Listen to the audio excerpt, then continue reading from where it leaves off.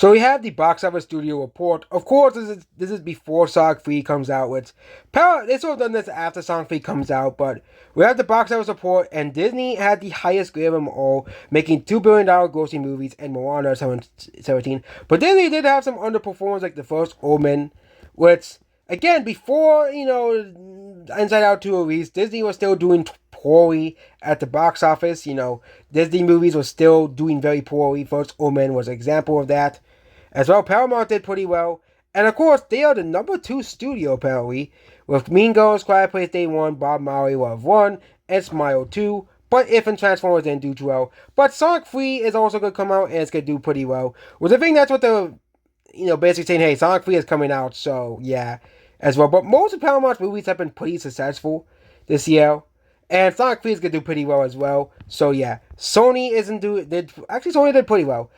Venom did pretty well. But the Spider-Man movies outside of Venom didn't do too well. Bad Boys did pretty well. Garfield did pretty well. Ends of Us did pretty well. So Venom and been Craven were just embarrassing for Sony.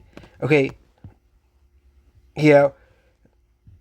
Saturday Night did do poorly as well. Here, too. And Harold and Purple Crayon flopped too. And of course you have Universal, where they got a great A minus here. And I think this is in Universal did, of course, pretty well.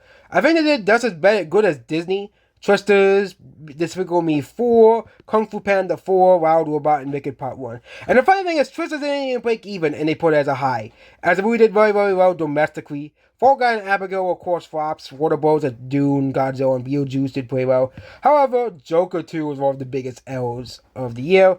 Amazon MCM, they had 2 successful movies. And of course, Apple, yeah, and of course we have Lionsgate. Yeah, Lionsgate had all the L's this year. Okay, and Lionsgate lost millions of dollars. I'm not too surprised that if Lionsgate is on the verge of bankruptcy at this point, but I'm surprised Lionsgate has managed to survive this long.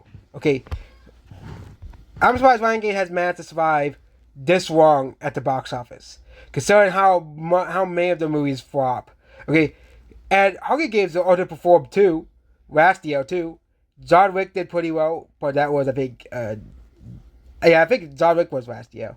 John Wick 4, I think it was. But other than that, they did pretty poorly. Lionsgate did, and I just really don't understand why Lionsgate dropped the ball so hard. Because Borderlands is a very popular game franchise. The Crow is a very popular comic book series. And the Megalopolis, of course, that's not a popular franchise, so of course that flopped. But all these movies were huge, huge failures. So Lionsgate has been humiliated this year. But Disney, Universal did pretty well. Paramount did pretty well. All the studios except for Lionsgate did pretty well. And Apple, for a while, Apple tried to put movies out on feeders.